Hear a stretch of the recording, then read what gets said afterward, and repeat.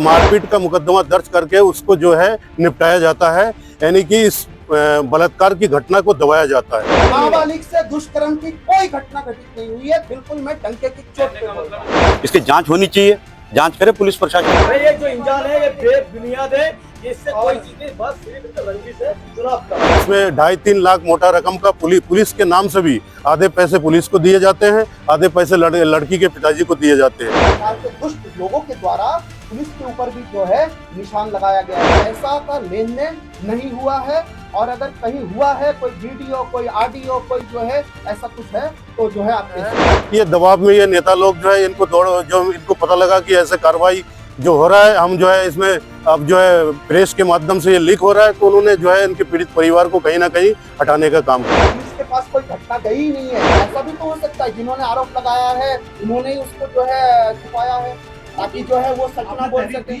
आज हम बात कर रहे हैं देवभूमि के उस काले सच की जिसे सुनकर आपकी रूह कांप जाएगी। रुद्रपुर के संजय नगर में एक 8 साल की मासूम के साथ जो हुआ वो तो अपराध था ही, लेकिन उसके बाद जो सिस्टम ने किया वो उससे भी बड़ा पाप है। यहाँ इंसाफ की गुहार लगा रहे एक गरीब पिता को डराया जा रहा है।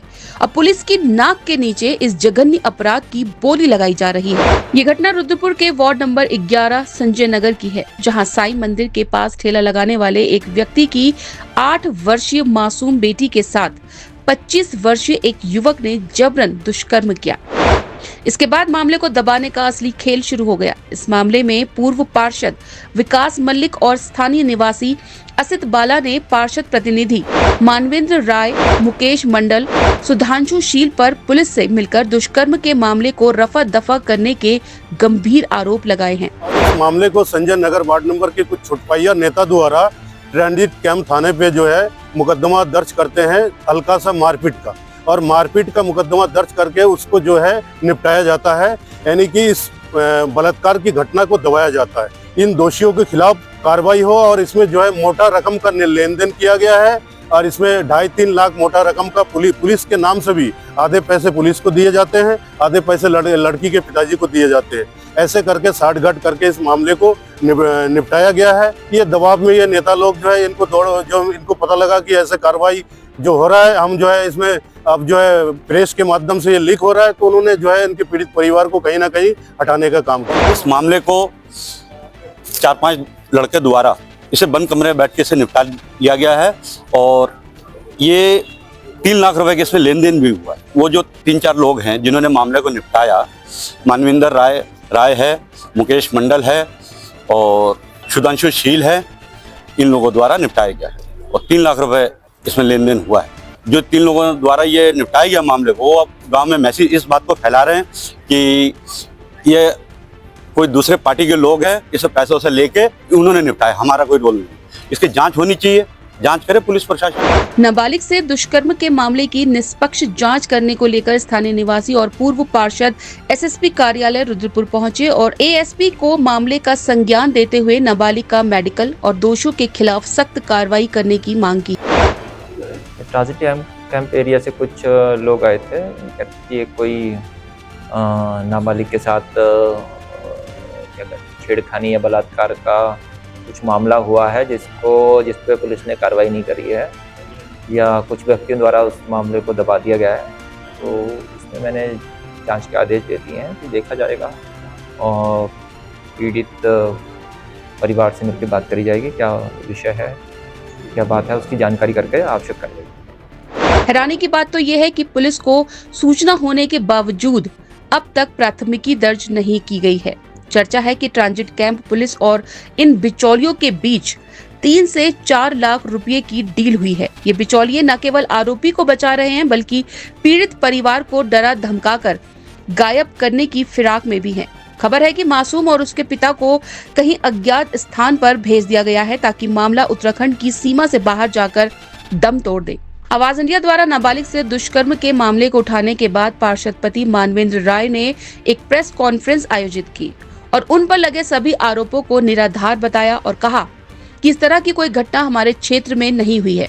हमारे खिलाफ राजनीतिक षड्यंत्र रचा जा रहा है। किसी भी प्रकार की ऐसी घटना की मेरे को जानकारी नहीं है। मेरे सामने किसी भी प्रकार का कोई जो है पैसा का लेन देन नहीं हुआ है। और अगर कहीं हुआ है कोई वीडियो, कोई ऑडियो, कोई जो है ऐसा कुछ है तो जो है आप पेश कर सकते। प्रकार के दुष्ट लोगों के द्वारा पुलिस के ऊपर भी जो है निशान लगाया गया है, संदेह के घेरे में उनको रखा गया है। आपको जब पता है कि उसके साथ कुछ घटित हुआ है तो आप 1 महीने का सो रहे थे कि आप 1 महीने दलाली खाने के लिए खुद इंतजार कर रहे थे?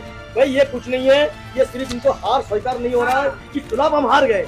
इनको ये लग रहा है कि निर्दलीय इंसान कैसे हमारे बात से चुनाव जीत सकते हैं। पार्षद पति मानवेंद्र राय से जब इस मामले को लेकर आवाज इंडिया के पत्रकार ने 112 पर घटना की सूचना देने और क्षेत्र में हुए इस जघन्य अपराध के बाद पीड़ित पक्ष के गायब होने के बारे में पूछा तो पार्षद पति मामले में घिरते नजर आए और पीड़ित पक्ष को किराएदार बताकर पल्ला झाड़ दिया। पुलिस इसमें बिल्कुल बहुत ही बढ़िया से काम कर रही है। पुलिस के पास कोई घटना गई ही नहीं है। एक जो तीसरा जो पक्ष था उसने जो है खुद ही 112 में कॉल किया। हाँ,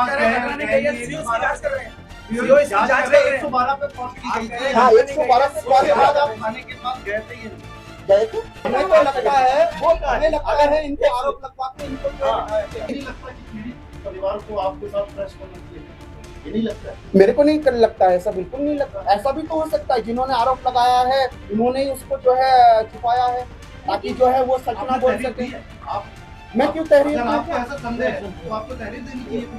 नहीं, मैं क्यों तहरीर दूं? आप ही तो कह रहे हैं कि क्योंकि तहरीर का कोई मामला नहीं है, मामला था पत्रकारिता का। जब पत्रकारिता का में बात आई है, हाँ, परिवार यहाँ से गायब हुआ है। नहीं मैं नहीं लगाया, मैंने लगाया नहीं। मैंने कब कहा कि मैंने लगाया? मैंने नहीं कहा कि वो परिवार गायब है। मैंने कहा मेरा वार्ड का जो परिवार है, मैं किराएदारों की जिम्मेदारी नहीं ले सकता। बिल्कुल इस पर किराएदार मैं तो ना उससे मेरी कोई मित्रता ना कभी मिला। मैं उस दिन पंचायत में मिला था। इलेक्ट्रॉनिक मीडिया में जिन 2 लोगों ने मुंह फाड़ के बोला और 2-3 लोग जो कठपुतली बन के उनके पीछे खड़े थे उनको भी मैं बोलना चाहूंगा कि आपको भी शर्म आनी चाहिए और डूब के चुल्लू भर पानी में मर जाना चाहिए। नाबालिग से हुए दुष्कर्म के मामले की गूंज राज्य महिला आयोग और उत्तराखंड बाल अधिकार संरक्षण आयोग तक पहुंच चुकी है और स्थानीय निवासियों ने इस मामले में कार्रवाई करने के लिए आयोग को पत्र भी प्रेषित किया है। स्थानीय निवासियों ने मामले की जांच किसी दूसरे थाने या उच्च एजेंसी से कराने की मांग भी की है ताकि ट्रांजिट कैंप पुलिस की भूमिका और इस मामले में संलिप्त आरोपियों की भी निष्पक्ष जांच हो सके। ब्यूरो रिपोर्ट, आवाज इंडिया।